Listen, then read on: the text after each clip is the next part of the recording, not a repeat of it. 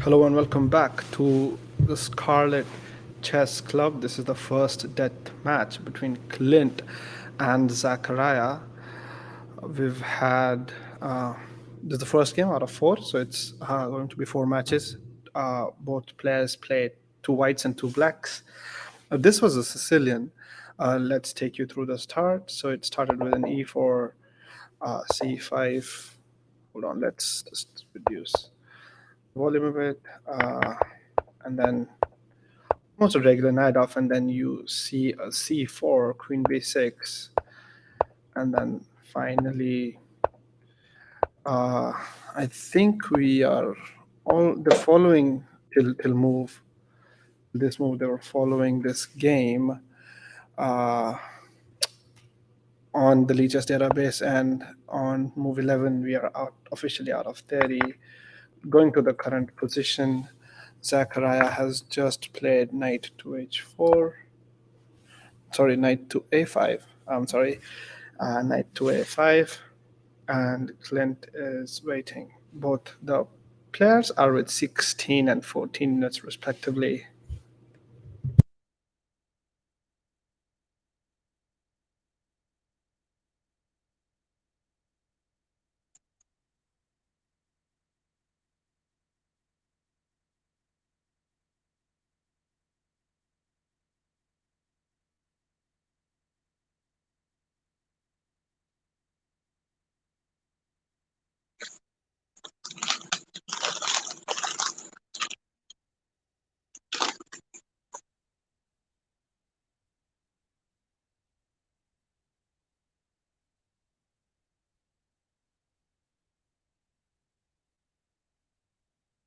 Well, the interesting thing about this position is that both the players are still like yet to castle, and when we look at Black's position, the bishop on f8 seems to be a bit tied down to the pawn on e6. Sorry, on d6, and which is why I think Black might want to castle queenside, but not really. White also has this material imbalance with a bishop pair, and the knight on a5 is really interesting. I'm not really feeling it at this point because let's say a move like b4, and I'm not sure what's Black's idea from here. Uh, but we see the move, which is knight to a3, played white.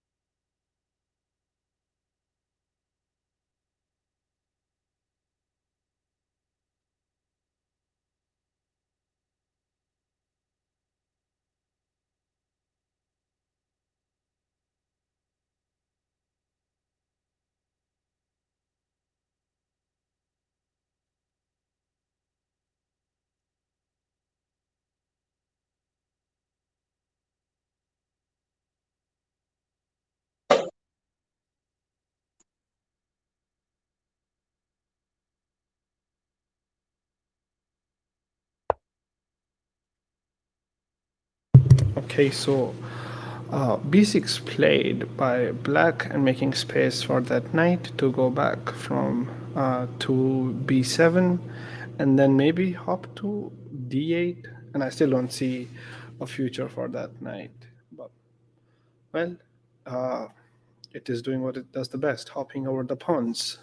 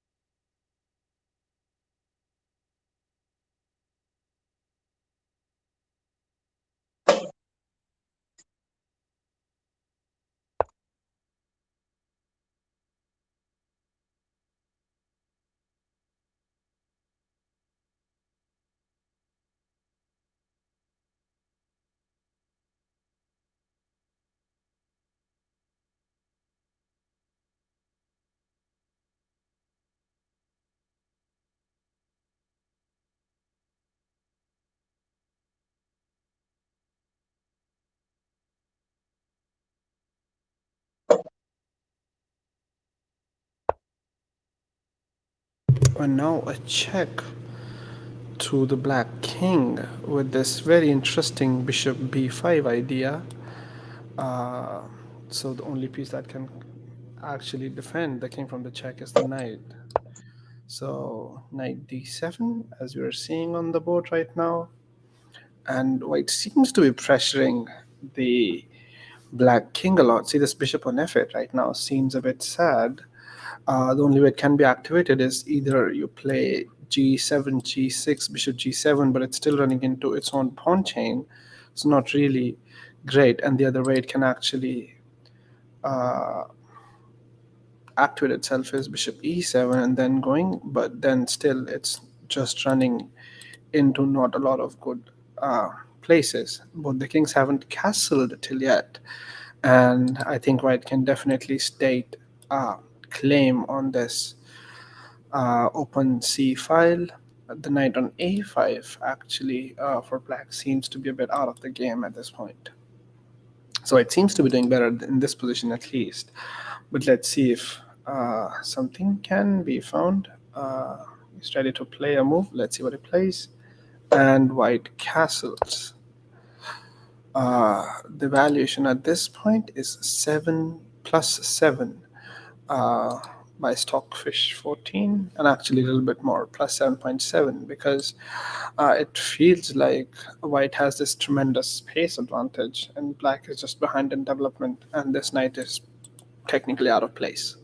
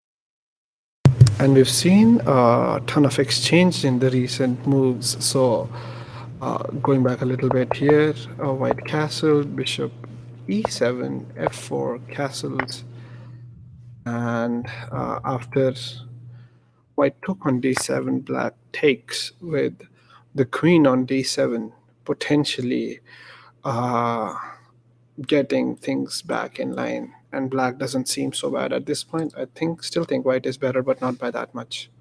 The the estimate, the valuation of the position is around 1.9. So white has pretty much lost the advantage. It's still not out of winning bounds, but white needs to pressure now.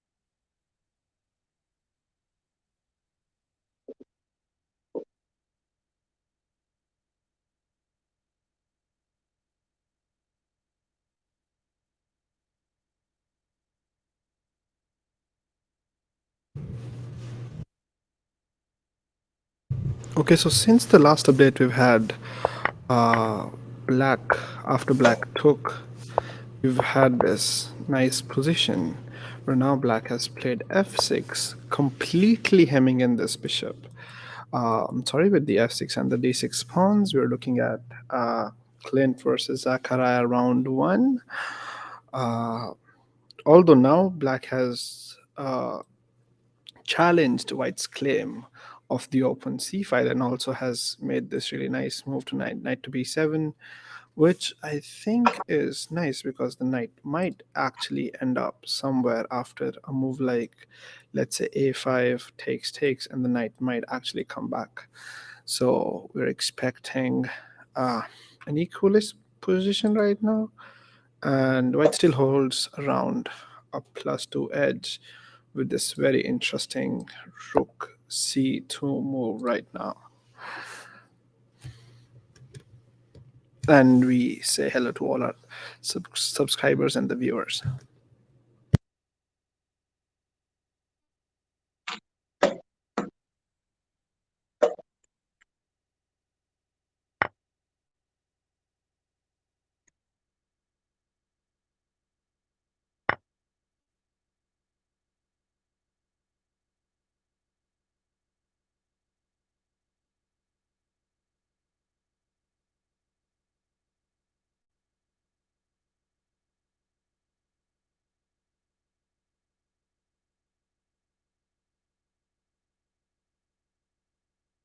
And we've seen the exchange of a couple of heavy pieces with rook c2, rook takes c2, knight takes c2.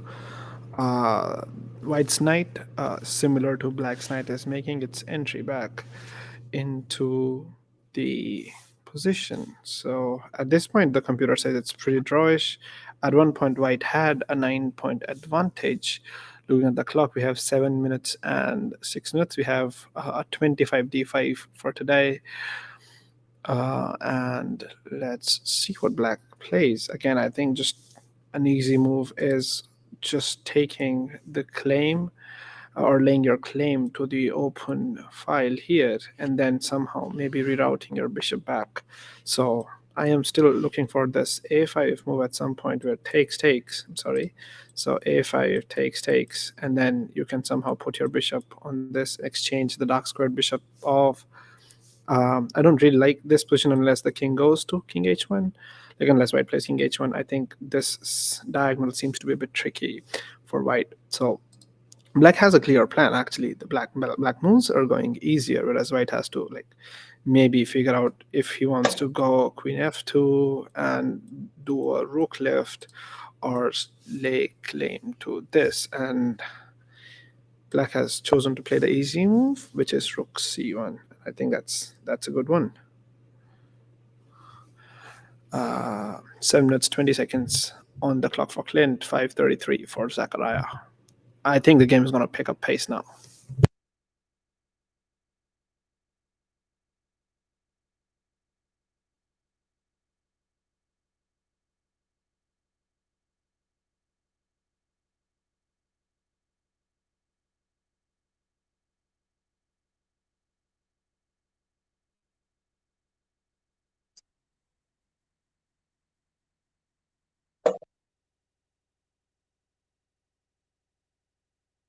And with that, we see white playing rook c1. So white's not going towards the king side. Instead, the whole fight now will happen on the queen side. The position still seems equal. And here, black has played rook c4. Interesting. At this point, I guess somehow subtly attacking the b5 pawn, but which is immensely defended. So we'll have to figure out what's actually happening at this point. But let's see what white plays. So knight on c2 is not pinned. Knight can move, but that'll lead to exchange of the final or the final pair of rooks on the board.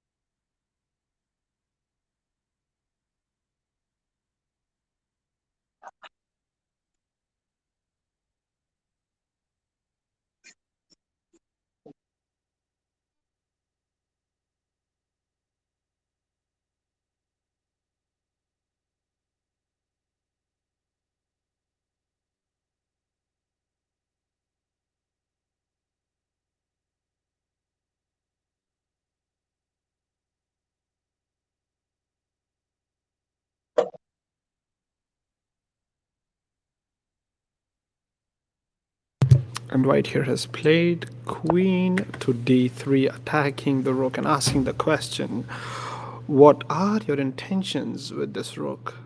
How exactly are you going to defend it? Are you going to play something like queen to c7 or queen to c8, defending this rook? And I expect then white is probably wanting to attack it again with something else. The knight then cannot definitely move if the queen defends it, because then rook takes, bishop takes, queen takes, ends with a check.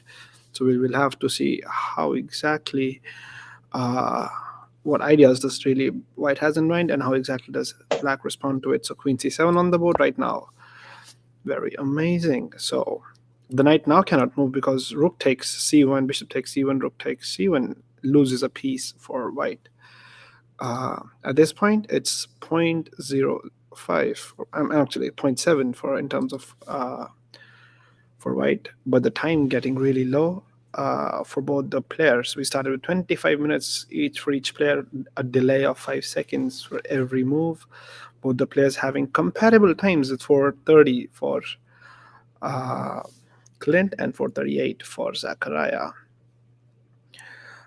This is now a game with nerves of steel. Whoever stays the calmest is probably going to win this. Or we might even see a draw since the position is really, really equal. The best move for white here is queen to d1, a very counterintuitive move, as Gotham Chess usually says. Backward moves are difficult. So let's see what white ends up playing here.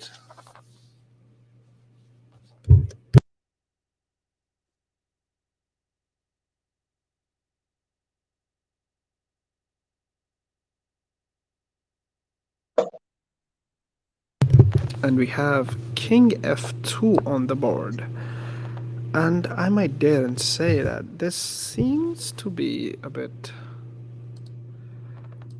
unnatural. I did lose a little bit of advantage, I think, but it's okay. The king, bringing the king into the battle is important. The best move for black, though, is bishop f8. Well, g6 now, but again, counterintuitive moves pretty much. So we might just see a waiting move from black at this point. We might also see a knight move, just because at this point the knight is the only piece which is not Indian game. So, but we see a5, something that I have been asking for so long. Let's see if there are any tactics. Not really. Just a simple a3 should give the half pawn advantage, which is now on the board. Amazing chess for both of our players. Yes, this is the first round, with Clint playing the white with the white pieces. And now we have the rook going to c3, attacking the queen and asking this very wonderful question to the white queen, that where do you exactly want to end up at this point. And then we might probably see a series of exchanges after the move b5. But for first, we would actually see the move queen d2 on the board. 28 moves have been played, and at this point, it is a 1 point advantage. The ratings of both the players are around 1500, so of 1 point advantage at like Grandmaster game would make a lot of difference. At this point, I think it's completely equal, and we see the first pair of pawns exchanged. So a takes b5 is the move right now. Let's see what white has in mind with 3 minutes 20 seconds on the clock.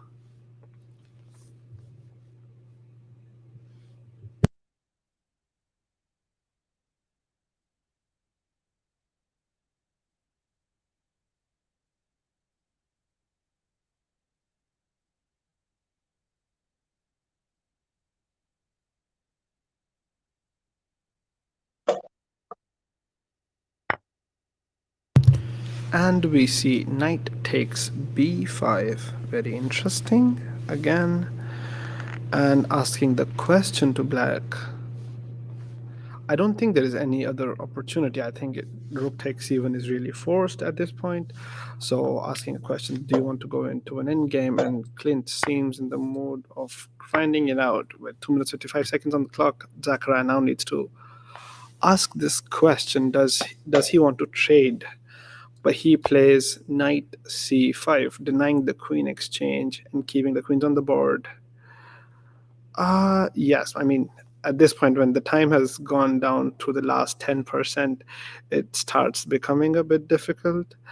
But you will see most of the players like shaking their legs. And he has committed to this bishop takes c5, or like moving a little bit, even drinking water. That's what I used to do. I would drink a lot of water and pee a lot. That was not the optimum strategy because I was glued a lot of time on the clock. And here taking with the other pawn, giving white this very strong protected past d pawn. And I guess this potential outpost on c6. The knight seems very strong. The knight needs to move, and I'm pretty sure white is calculating this very interesting line of knight c6, and then wherever does the bishop move, probably like uh, c8 or sorry, f8. Definitely not d8 because then it can be taken. But the bishop seems to be a bit bad. Knight c6 on the board. 32 moves have been made. It's a pretty drawish game. The best move for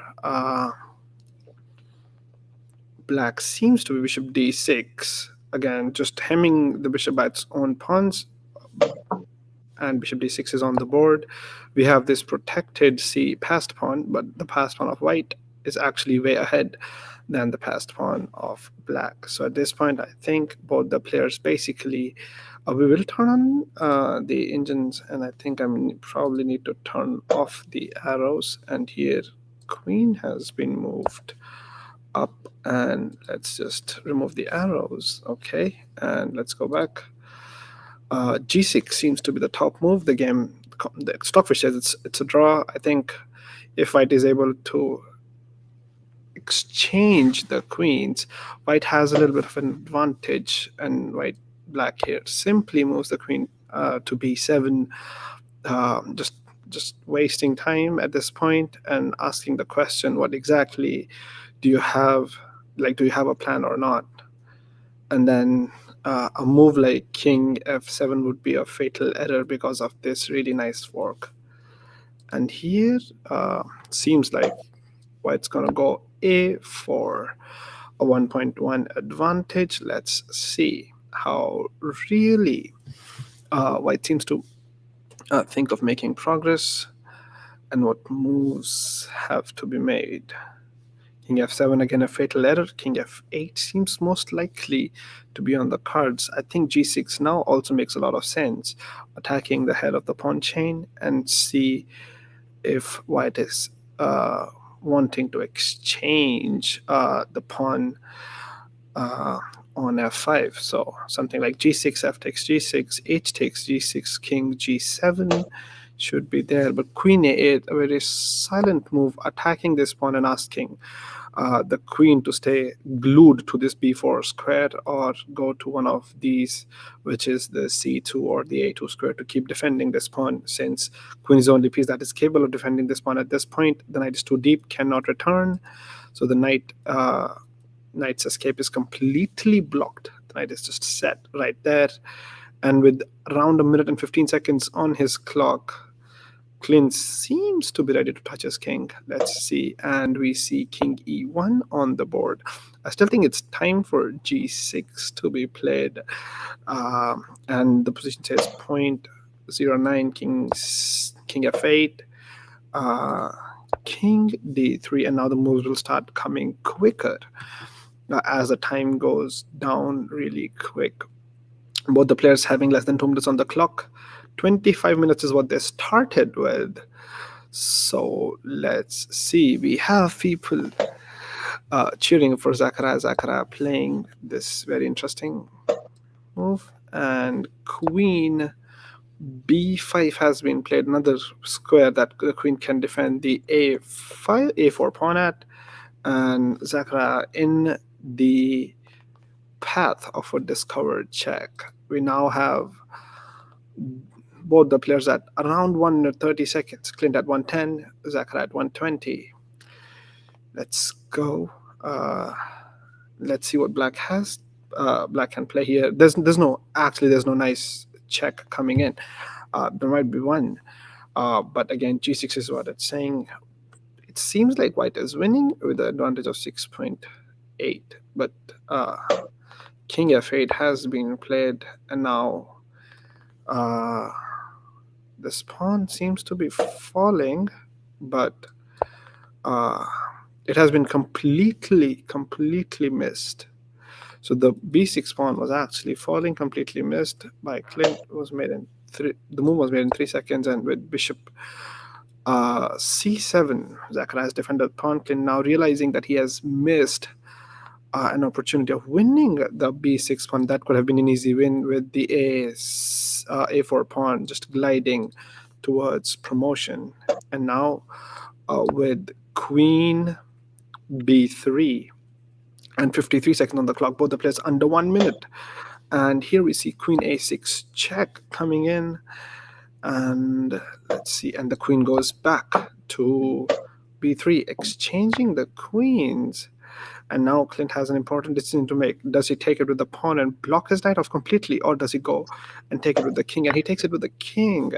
And now Zachariah needs to figure out how does he bring his king into the action. But he plays g6, very close to top engine move. And now we see g4.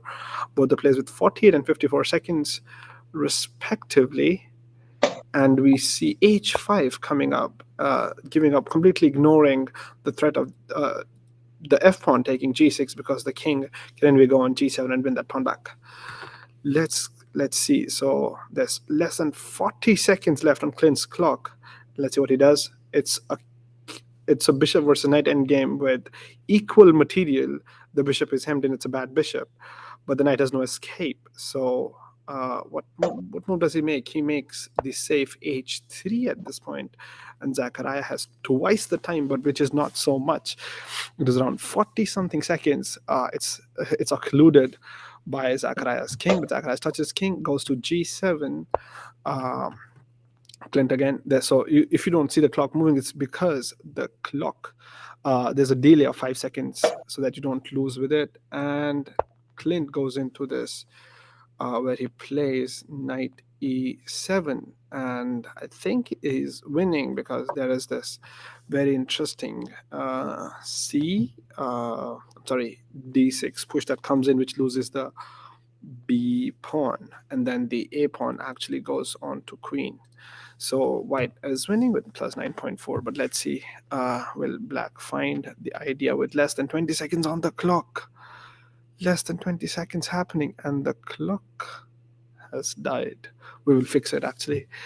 The camera seems to be having some problems. Takes with the knight, gives a check, and king goes up to g6 and pushes the pawn. Bishop goes back to d8.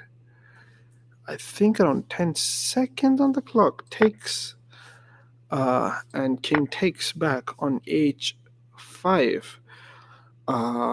The king can never leave the side of this c5 pawn at this point. But let's see what does white manage to actually bring this home. And then this h4 push. White is really struggling. Black is really struggling to find a move. King here, and the king comes back. The thing is, the h pawn seems to be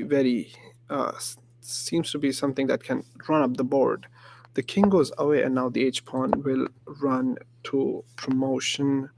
I think that has been made. The mistake has been made, and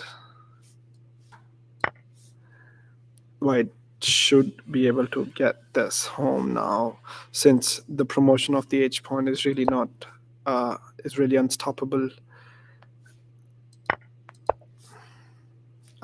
Sorry, that was not yet played, and now it has been played. It's a very straight move, and resigning here, Zachariah. Clint taking the first game.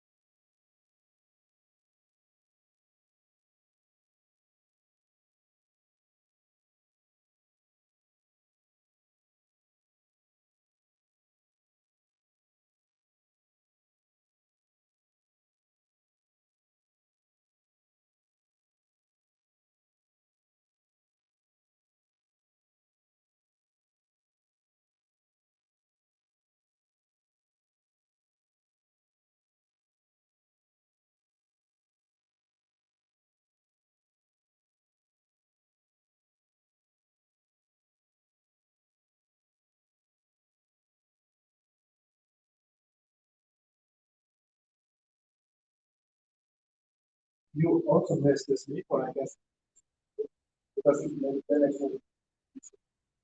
then Yeah, I thought Queen. Yeah, I was just a tempo down inside my head. I was just like missing everything. I was so focused on trying to make a kingside attack, and I thought there was like a rook lift, but that just seemed so slow. Because although it's ugly, like you can play h6, and it's ugly, and I could sack the bishop, but I didn't see a way he can't just run because his back rank is so clear.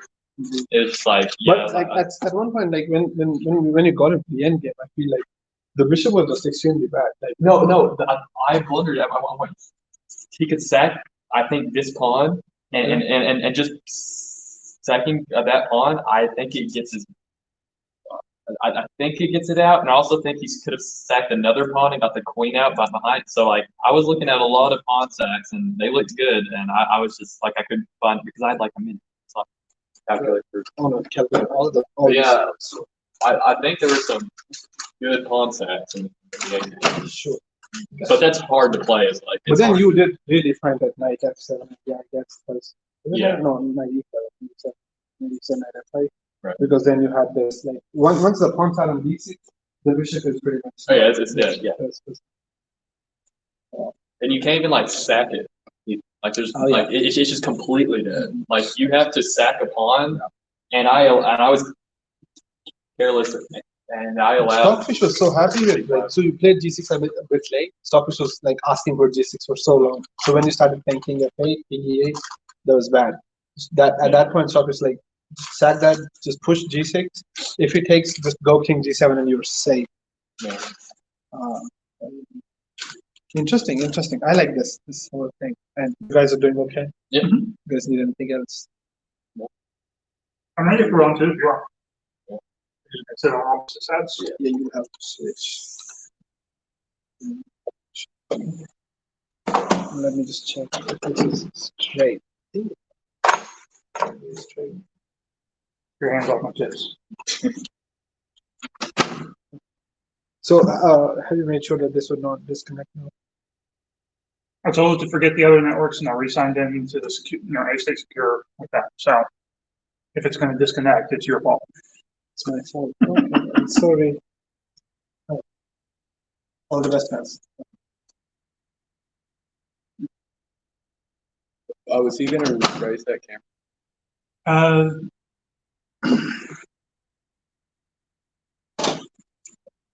You said that you were flying away.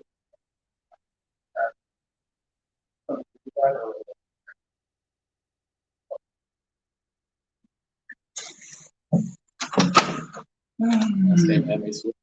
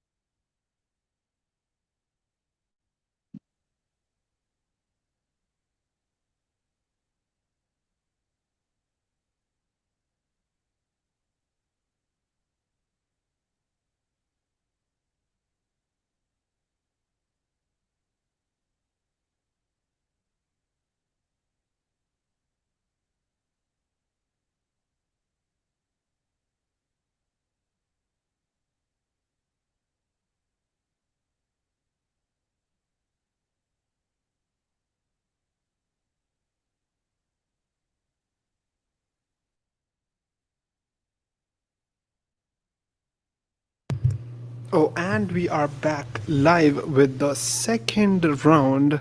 I'm sorry for the bad image quality at this point, but we have the clock with us, and let's see. So white has gone with this. Black is with the 1.4 advantage. Let me take you back through the game with d4, d6. Very interesting. I'm sorry. Is it? Hold on.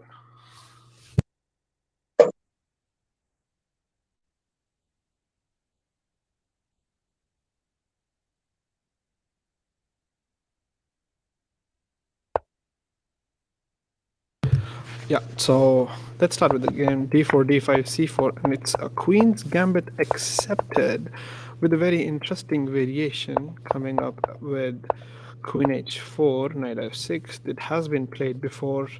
Knight f6 has been played at least 500 times on the Lichess database, although with the Masters game here, this was last time played by a 220 players, and the f5 was the continuation, and now white has played bishop to d2. I think white is trying to castle queenside. Not really sure. And with this move, we're still in known theory. After bishop takes c3, there is 148 games with bishop takes c3. only chess, and there's a bit more. But at a higher level, I think we are very clear at this point. This is not very well known position, or a very well known position. Black has a little bit of advantage. I'm sorry. Uh, point, and here queen takes e4 check and forcing the exchange of queens. Uh, Clint right here and winning a pawn, and knight takes e4, now threatening the exchange of the bishop. White has lost a pawn, but has a bishop, and white can actually win back the e5 pawn. Bishop takes e5, the top engine move, and the times on the board is at 20. On the clock is 21 minutes for both of them. Uh, Clint playing the top move really quickly with castle king side, and now I think this bishop is going to come into pressure, or the king will actually come into pressure really quickly, because this knight is eyeing this f2 pawn. So that once the king moves, knight takes f2 practically wins the exchange, or even a full knight, even a full rook, depending on how we see it. Uh, we have also changed it back to the right names for right people, which is usually wrong for the first few minutes, since we have to change it with count. Anyhow, uh, good timings on the clock again. I feel like it's really equalish at this point, but we'll have to check. Hold on, and let's see if we can get the right position for now.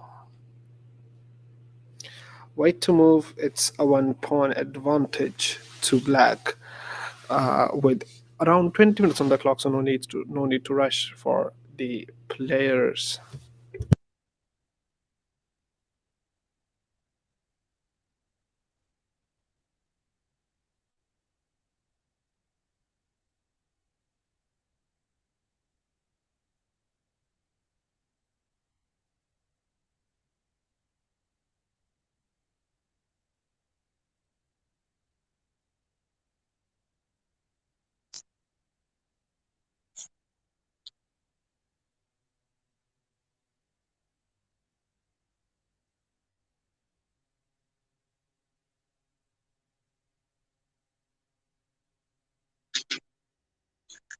Well, the best move here is bishop takes c7, what Stockfish recommends. At a depth of 22, bishop takes c7, rook e8, knight e2, c3, b takes c3, knight takes c3.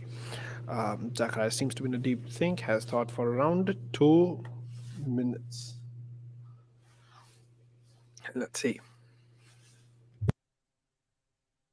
The first game has been won by Clint, playing with the white pieces with a very deep end game, which was at one point Clint was ahead with the evaluations of around 9 plus 9, and then almost came to around equalish with point 5, I guess, being the lowest, and then with a pretty much dead bishop, Clint was able, Black's dead bishop, Clint was able to win that game.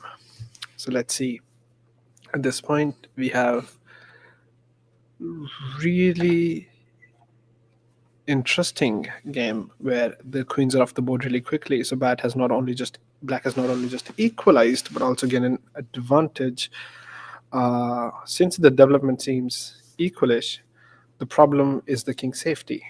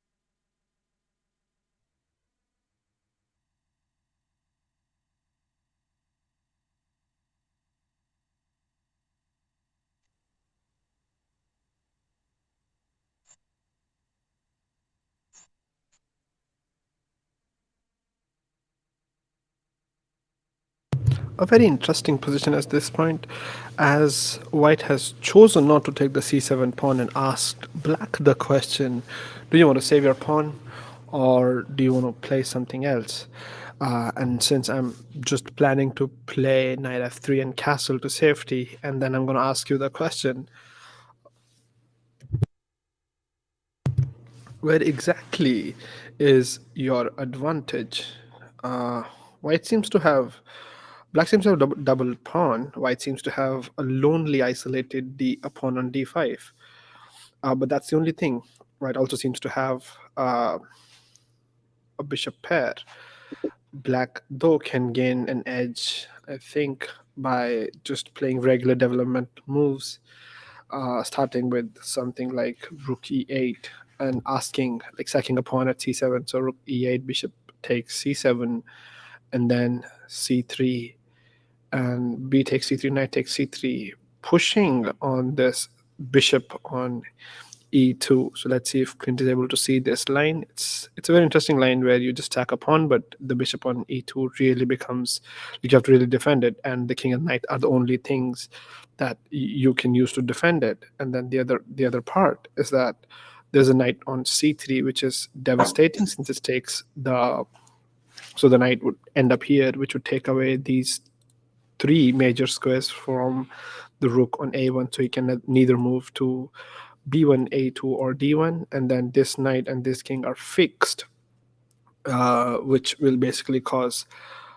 a hindrance in development. So the point here is that how exactly does Clint go ahead with this? Because if he is able to find it, which I think he has, playing this move rook e8, uh, the bishop really is going to go into some problems if bishop takes c7 uh, at this point.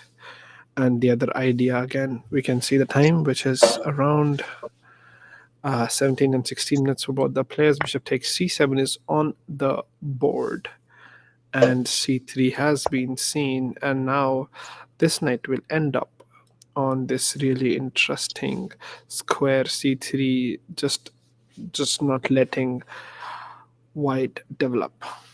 So c3 on the board. Let's see what response does Zachariah have for this position.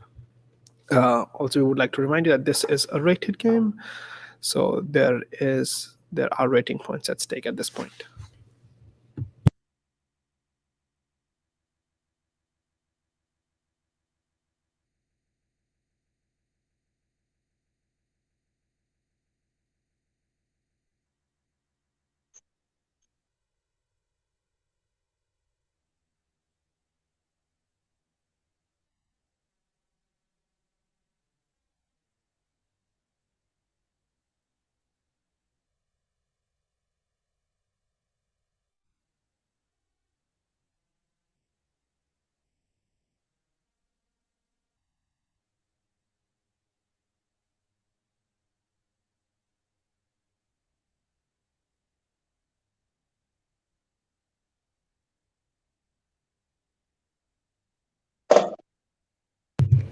f3 on the board, a very interesting idea. Again, just asking this question of, or letting, actually, so the plan for white, I think, is that if c takes b2, rook b1, and if the knight goes here, you take and you defend it two ways, and then you slowly move your king out of the way, and then you develop back. The time on the clock is around 15 minutes 56 seconds for Zachariah, and around 16 minutes flat for Clint. And c takes b2 on the board. Both the players just using 10 minutes to reach this end game. The evaluation of the position is around -3, even though black is just a pawn up. With rook touched and played it to b2, the evaluation of the position is around -3 by Stockfish. Seems really interesting that black is just up a pawn, but actually has three like which is actually that the whole position is worth 3 pawns up.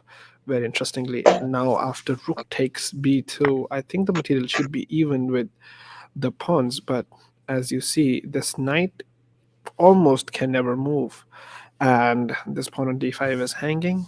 Black takes it. Black chops off the pawn, attacking the bishop, asking the question to white, where do you intend to move this? So if you move off the diagonal, which is the h2 b8 diagonal, I might just end up coming back to one of these squares, which is f4. And if you move and you do not cover the e1, a5 diagonal, I might just end up coming to c3. So, well, it is on Zachariah to answer this question for us. The best move here is bishop a5, not allowing it to come back here on this diagonal, like stopping the move here, because then the knights move here, because if the knight goes to f4, then you probably have a g3 push your pawn down, but not that bad.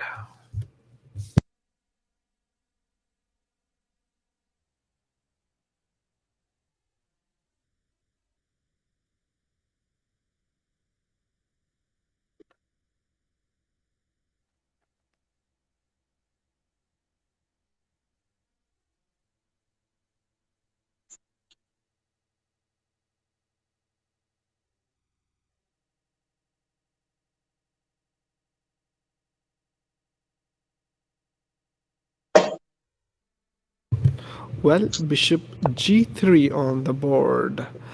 So the top Indian move seems to be knight c6 or knight c3 actually. Stockfish cannot decide, but one of these moves is actually okay for white to play.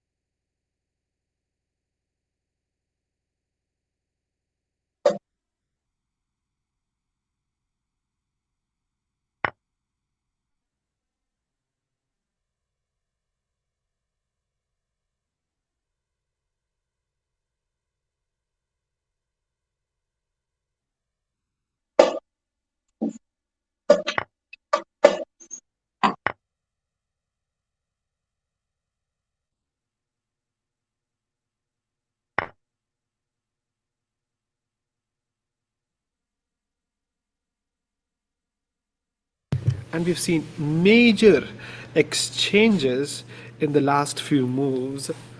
And we see Clint is ready to make the move rook to e8. That's a check. And black is still a pawn up, with white having many more pawn islands than black has. And black should, even though this is a bishop versus a knight game, but the rooks are still on the board, so black should be able to simplify this into winning endgame for himself.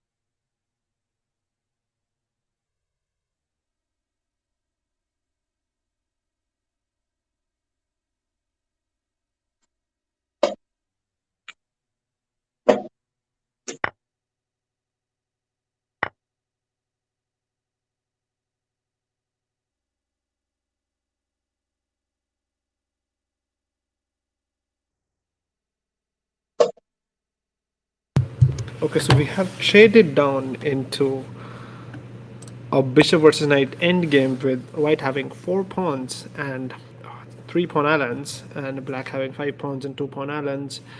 The knight seems to be in a good position. We'll have to see how black is able to win this. Though now since the rooks are off the board, the knight has less of an impact than the bishop. The evaluation of the position is zero point 0.6. Before exchanging the rooks, we had the evaluation of the position at almost -2 and ranging from -2 to -3 at this point. But the players actually having time of I around saw the one over 10 Yeah. minutes. The clock. And here That open. white has just blundered I with think you gotta bishop lose your f2, losing away the bishop because minus it's so knight much m5, pressure. and Like instantly resigns with this I think game. that's like I Dawson, like read those trying to recover material while still down the pot. I know, but well, I think from ear- early as A4, I think that's a bad move because it allows it gives me a Yeah, it gives you the big four square. and you can't push D5 because that pawn is not going to come back. Because E4 doesn't do anything because queen's here, bishop comes here. You can't stop those. And that pawn sits there, and like until then, like you can't do anything to really try to gain to anything. I think you And guys when I have played this, to. Do you want a evaluation something? Yeah, sure. It was a -3, and when you exchange the rooks, it was minus 0.6. You were almost back. Yeah, I felt like because I was like a point and a half down. Well, because your king's so with active, pawns, but but I didn't think that you're. Well, I thought on my knight, if it came here, it covers everything. But your king's fast enough to maybe get here or here, and it gets tricky. So yeah, but it like if we had my king's so inactive. Yeah, my king's so inactive, and these pawns stop a lot. Honestly, that you could fight for some equality there. But I thought surely I can't be, surely it can't be an easy draw to play. I fought for equality everywhere. Like I can see that being a simple draw. So I went for that. You're finding like the best moves, almost the best moves. Yeah, that. Well, that line. Sorry? It's because we're the best players. That is true. On that line, until D5 has been played like a lot. I know, but you can't push at D5 because everything is falling apart. Right? And it's not like So is it just like not after each other? You can play knight C3, just you can't play A4. Well, no, you can't play A4 and it's still good, and white wins in most of those games still. But D5, you just can't push it. I mean, I pushed that point.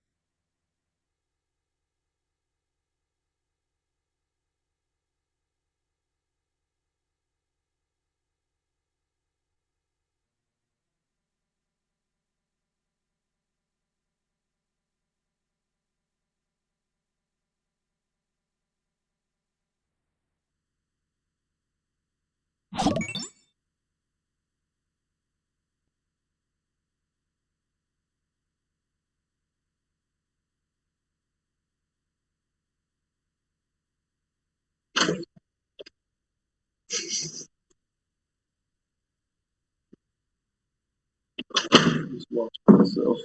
It's like narcissism. Back up. It's freaking out over my.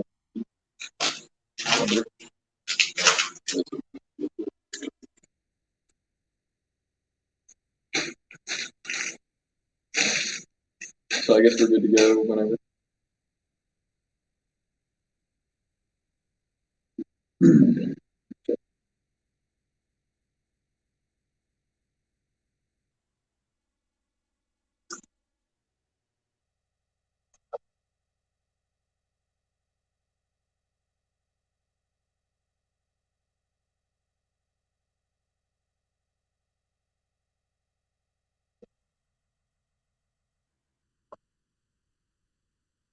I guess we're not shake hands every time.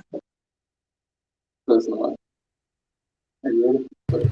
And welcome back to the third round of the death match between Zachariah Light has really started to and struggle Clint. to find a move.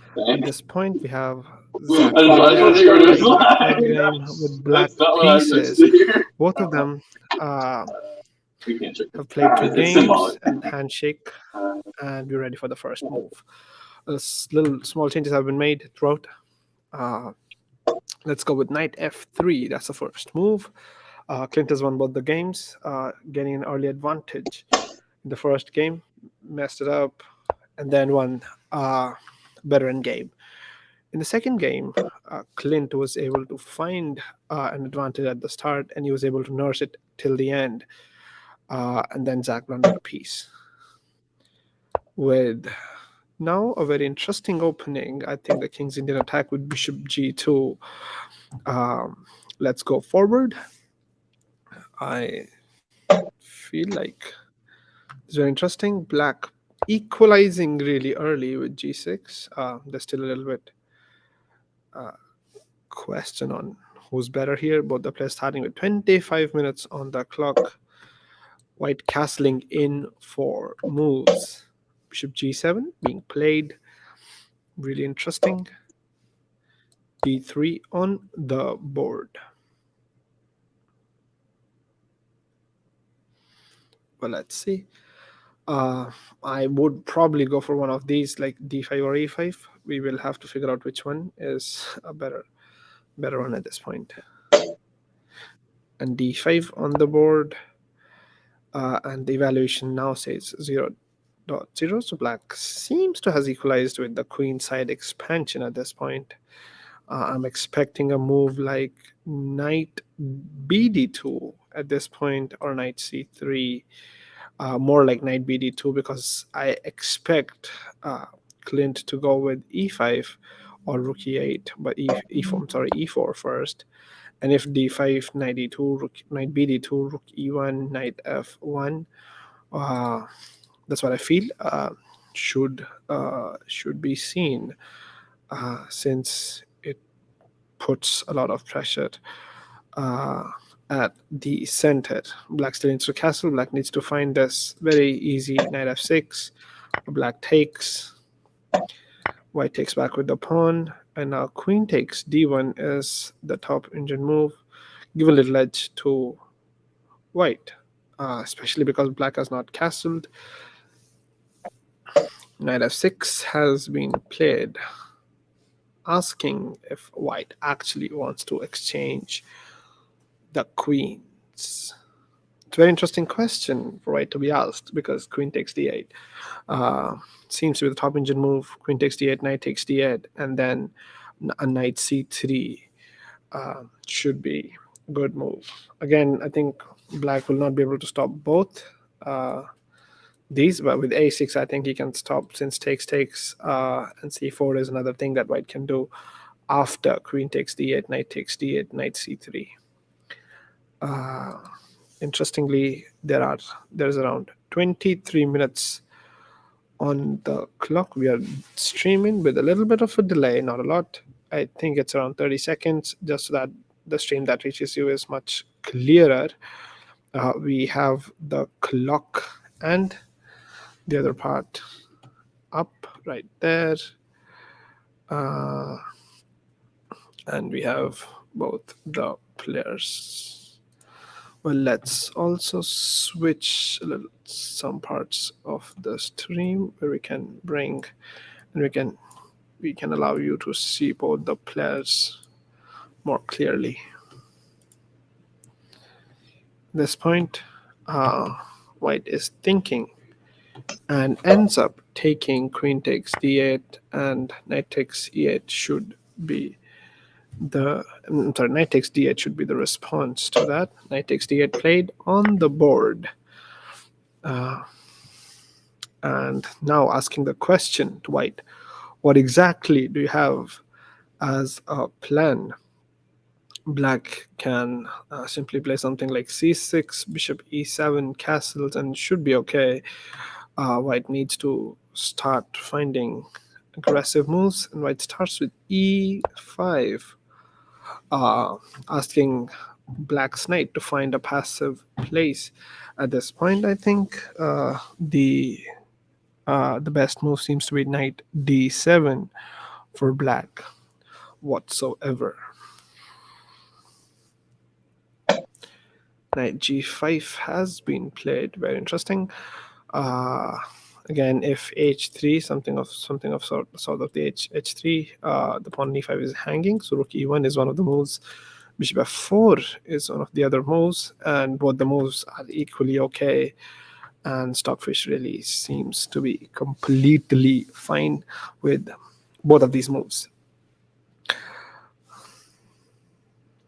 Rook e1, top engine move. Amazing play, I think, by White. There's a little advantage, not a huge one. Nursing, probably just trying to nurse it down till the end. Black is almost one square away. And knight f6. Knight is back on its, excuse me, the square that it was. So knight is back to c6, the square it was on move 2. So almost 10 moves later, the knight is back.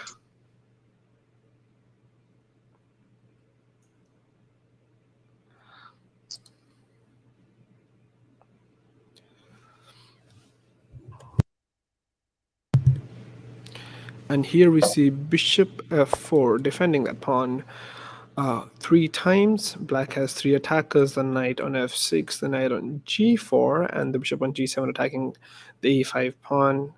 White defends it 3 times. And here Black to play, and the top engine moves h6. I'm just interested if h6, what happens to h3? And that g5 is what then can be played, because if g5, the bishop has to move, and then knight can take this pawn. So I think takes would be an interesting variation to look forward to. Anyhow, bishop f4 on the board at this point. Both the players having around 21 minutes and 23 minutes respectively. We have another camera just for the clocks at this point. Black responds with a symmetrical move with bishop f5, asking, again, a very important question: what do you intend to do with the pawn on c2?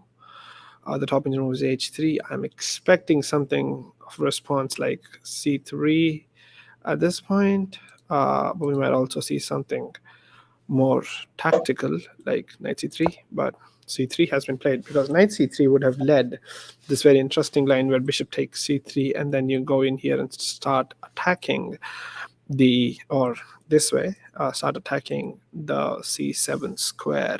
c3 on the board. Very interestingly again here. And let's see what response Zachariah has prepared for this. G5 is the move here. G5 just trying to remove the defender of this e5 pawn, and then taking back with, and then basically major exchanges about to happen at this if G5 is found.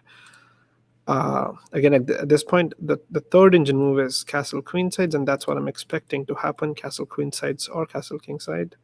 At this point, h5 is another move, which is, again, I think, an okay-ish move to see. G5 is a difficult move at this point, but can be found. Not that difficult. Another move is rook d8, but I think if one sees rook d8, an idea would just be to castle kingside first, and the on the upside you also get the rook to d8. White's knight is not developed. The knight on b1 seems a bit shabby, but can come to b2 at any point. So that can be played. Black needs to find a good square for the knight on g4 at this point. That should be one of the definite plans. h5 on the board, the fourth engine move by Stockfish. h5. White seems to enjoy a little bit of advantage at this point, but white needs to find this really interesting h3 now, and h3 knight h6 is what is being recommended, and I'm pretty sure that's the way we're going. h3 knight h6. Well, thank you, and let's see what response to the aggressive move h5 Clint has prepared. I think knight bd2 is one of the moves. I think on the second engine move after h3. It looks very natural. It's a natural move to play because you really do not want like black castling queenside and then let these pawns off on you. So maybe one move could be just knight bd2 and then playing rook a d1, trying to lay claim to this open d file.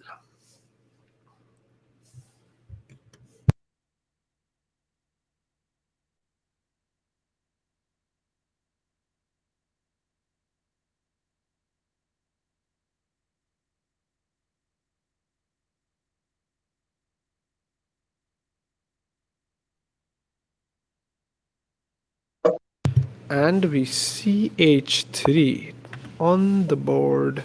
Knight h6 played with no hesitation from black. 19 minutes 57 seconds for Clint, 19 minutes 21 seconds for Zachariah.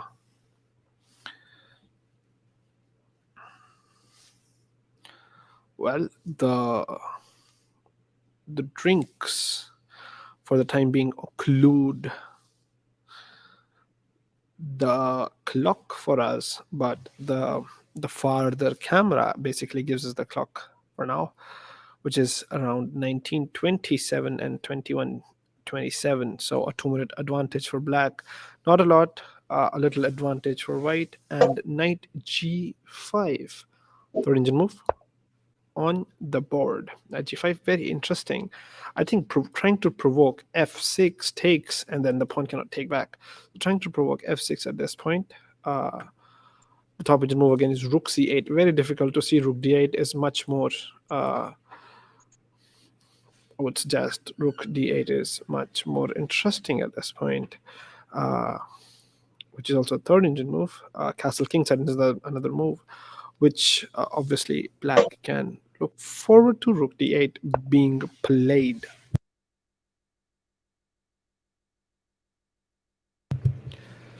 Now, white needs to find this really interesting move, which is bishop takes c6 check, b takes c6, giving away the bishop pair. But hopefully, and then damaging pawn structure and then slowly nursing that advantage to win. Or the other move is knight a3, going for one of these two squares, so which is knight on c4 and b5, threatening this very interesting c7 check and dislodging the king from its strong castling position and also the strong position which it is at right now. So knight a3 is one of the amazing moves. Bishop takes c6 is also possible, but here we see a completely position that has almost given away the advantage. It was a +2, and now we are at +0.7 with this, and now black needs to find f6 here, since this pawn now doesn't really help that much. So f6, knight e4 is being suggested by Stockfish, and then g5 kicking over the bishop. So black needs to find these tempo winning pawn moves So let's go with this. F6, knight e4, g5, bishop e3, bishop takes e6, winning the pawn back. And then having this large kingside expansion. And then finally, maybe going just king, like a very cold move at the end with king f7, bringing both the rooks on this file. And this should be, black should basically attain equality at this point. Black ends up playing bishop takes e6, giving back. And I think knight takes e6, f takes e6 will follow with a knight takes e6 on the board by Clint. Very interesting. F takes e6 back, and does now white play rook takes e6? It's a very important question because rook d8 starts to mess up. I guess I'm not able to see what happens to rook c8, and I think rook d1 check is what I'm saying. I'm sorry, rook d1 check starts messing up with white's plans a little bit, and then with knight f7 and other ideas, or just castle king side and then attacking this bishop. So there is this that can be played. Well, and now we have this very interesting bishop takes c6 on the board, and we take c6 on the board, 17 and 19 minutes respectively from both the players on the board.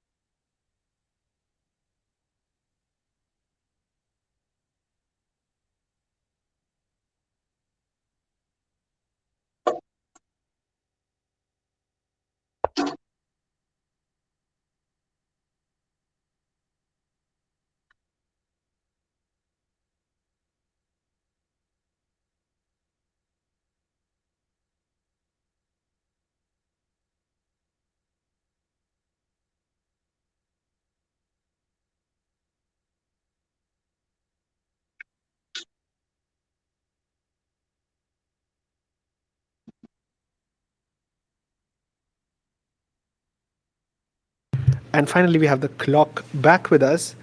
Now we have 16 minutes, 47 seconds for white, 19 minutes and around 11 seconds for black.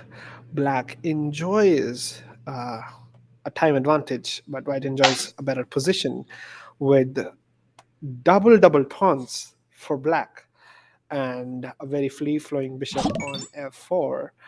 The knight is finally developed from b2, I'm sorry, b1 to b2, and white is really preparing the move. Rook takes e6 any moment now, and the e6 pawn and the c6 pawn are really weak, with the rook not able to come to d6 because it is obviously defended by the bishop.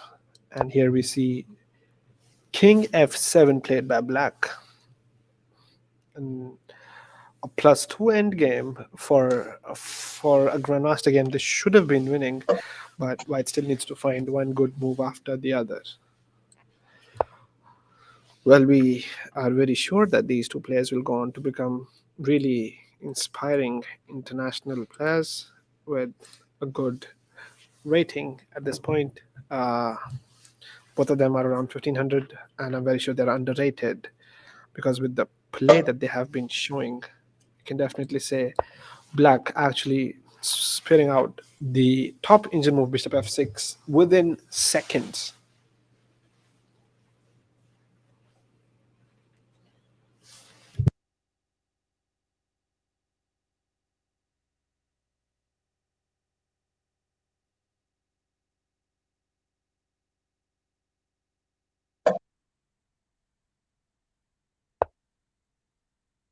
and the knight going back to g5 and essentially winning the pawn, but black needs to be strong and give the bishop away to maintain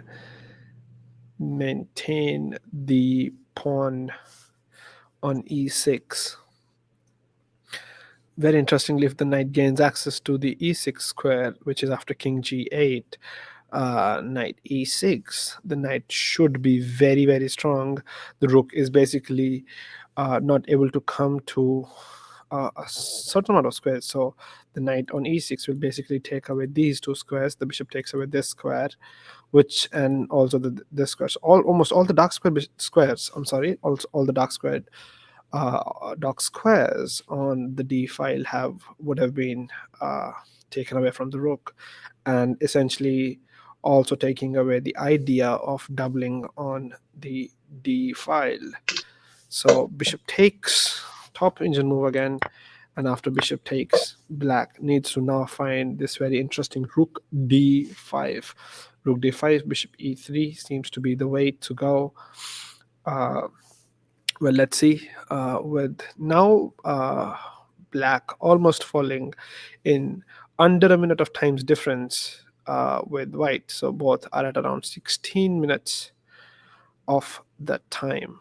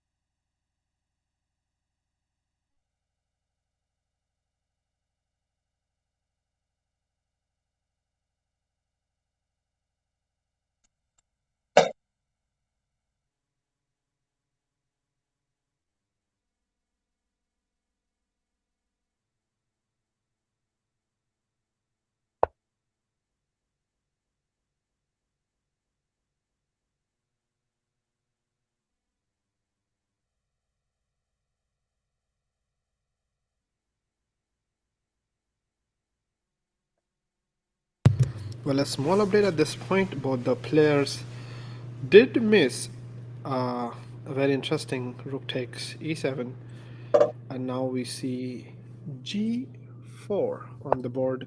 Clint trying to break the position a little bit. Also, the knight now uh, is attacked. H takes g4, h takes g4, and the pawn on g7 seems to be a bit shaky. Rook takes e1 is really important to be played. Takes e1, rook takes e1, and then something can be done about it. Rook takes e1 on the board with us, and then rook takes e1 by white. White needs to find a place for the knight to go to, and the material on the board is equal, with black just having double pawns and a knight. So two problems. The bishops really go well with rooks, but anything else should be okay. The times are really comparable, with 11 minutes 57 seconds for Clint and 11:57 for 56 for Zachariah now, and knight d6. Top engine move evaluations are really uh, point 0.8 uh, by Stockfish, so still seems 90% chance of a draw or around that. This should be a slow grind with bishop e3 attacking the c5 pawn.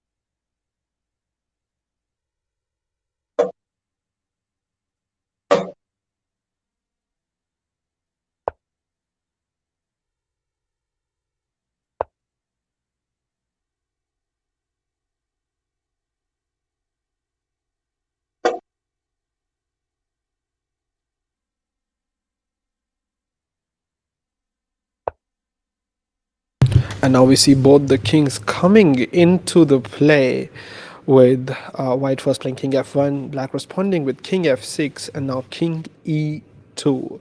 White enjoys a little bit of the advantage given the bishop combination with the rook and black's doubled pawns. E5, Stockfish doesn't really like it, but e5 on the board.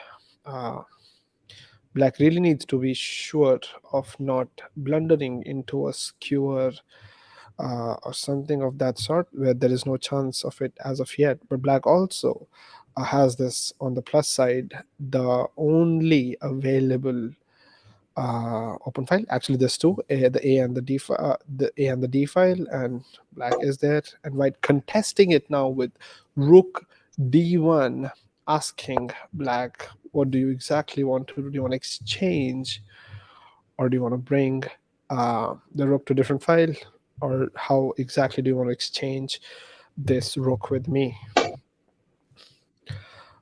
Rook d5 on the board, very interesting, prompting white to take now and exchange and sort their structures. Both the players having almost equal time, with around 10 minutes on the clock for both of them. The games are 25 minutes with a delay of 5.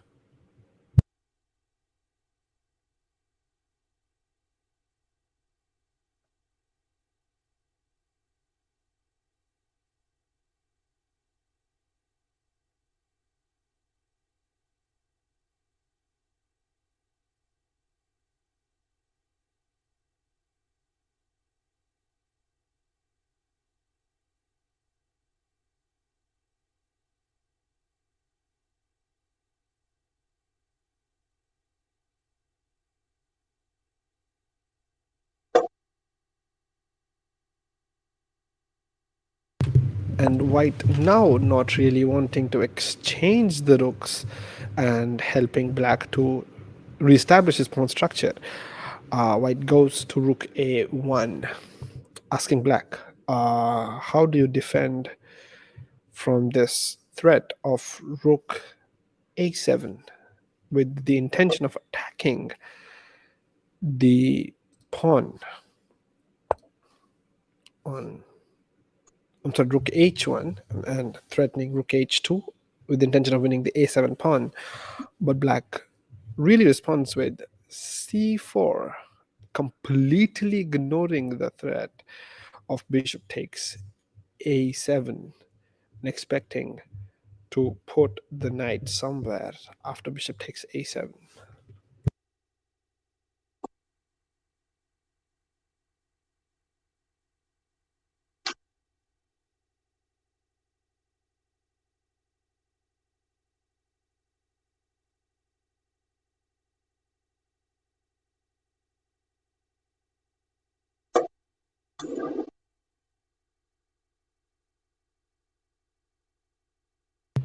Rook h7 on the board.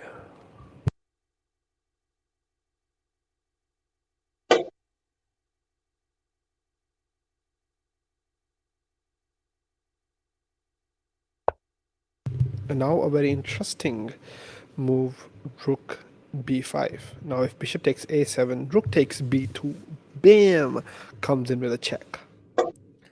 And bishop goes back to c1 to the square it started from. So the bishop has gone from c1 to f4 to g5 back to d3 and now c1 again.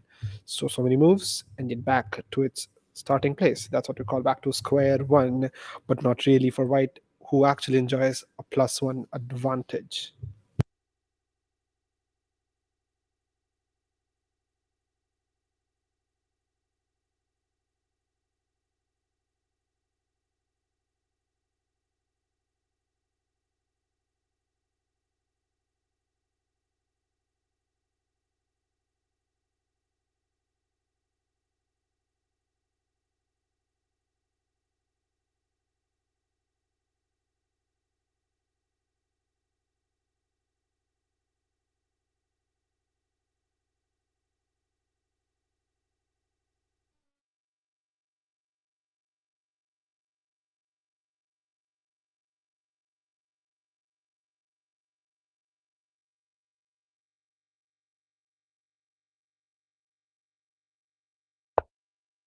Because a6 on the board, defending the pawn that was potentially hanging. g5 played without hesitation from white, asking black's king the question, how exactly are you planning on defending the very weak g6 pawn? Because if king goes to f5, there is this very interesting move, rook to c7, threatening the pawn on c6. But king goes to e6. And now if rook to g7, king f5, rook f7 check, will be interesting.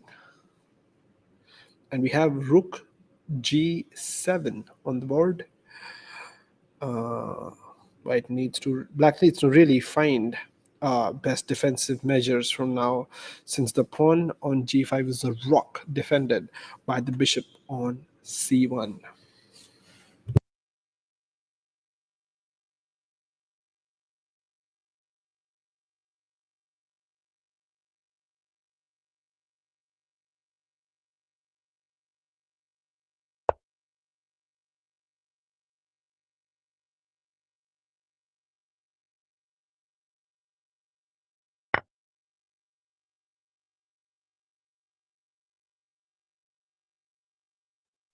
In the recent updates, the pawn on g6 has been lost.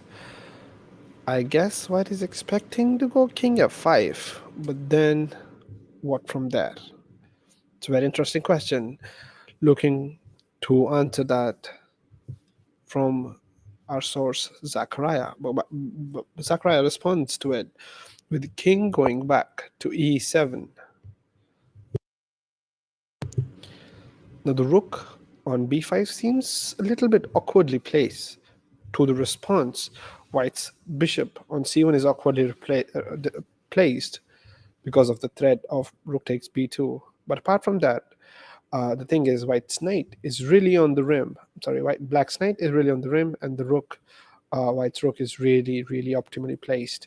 If the rook is somehow able to get behind the passed pawn, it should be curtains for white. Sorry, curtains for black.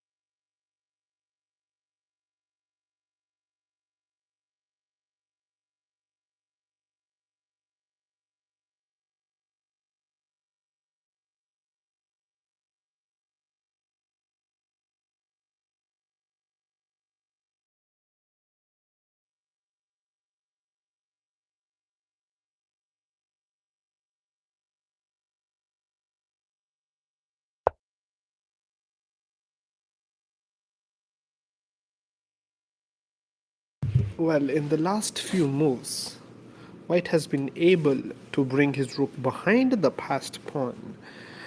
And let's see how black intends to respond with this.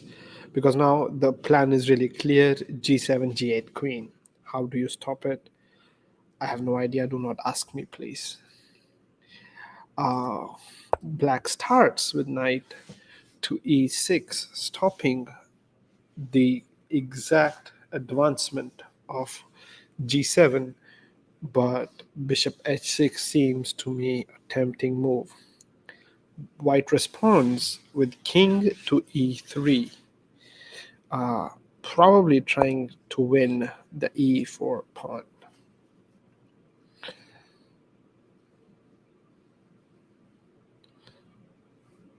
The position still seems to be very much in favor of white. We'll see how Zachariah responds to this last move, king e3.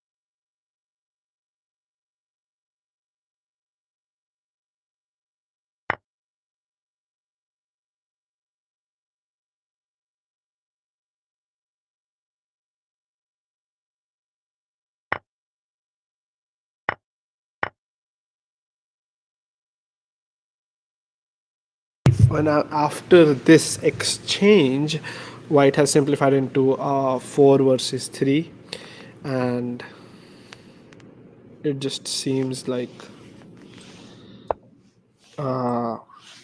white should be able to take this. And after b4, it's just clearly winning, as Well, black can never leave the pawn on e5 behind, and white just doesn't even need to move the king to defend anything else. White has the majority on the queen side, and the pawn on the king side stops the pawn on the king side. So it seems like it is time to resign. Well, black fights on with king f3. The square that was once guarded by the knight very dearly is now has fallen to the king. The point being that after a move like a4, I don't see anything that black can do to survive. We'll have to see. So move like a4, and then we have basically a4, c4, and b5 coming in, and the only moves black can, I think, make is towards this part c4 on the board. Again, asking black the question, what exactly are you planning to do with that king on f3? Not a lot left to do. I think it's a good time to pause the clocks and shake hands.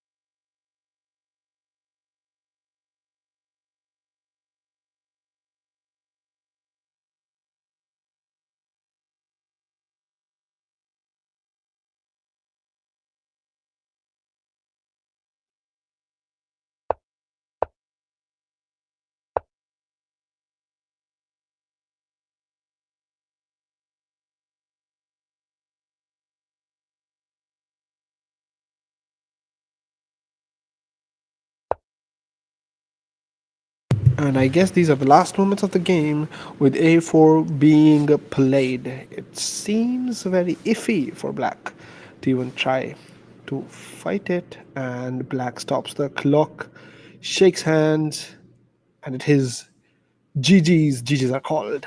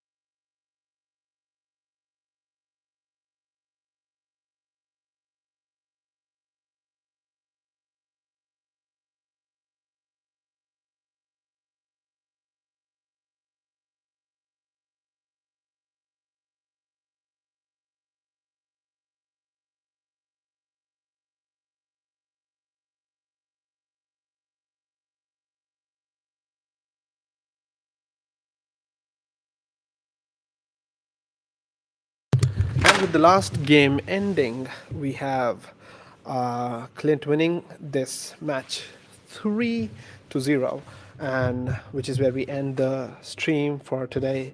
Thank you, everybody, for watching. And we will see you soon. Bye-bye. Also, do not forget, we are having a tournament on December 3 and 4, I hope, the weekend of the first week of December. So please tune in, contact Scarlet Chess Club on Facebook, and we shall see you soon. Bye-bye.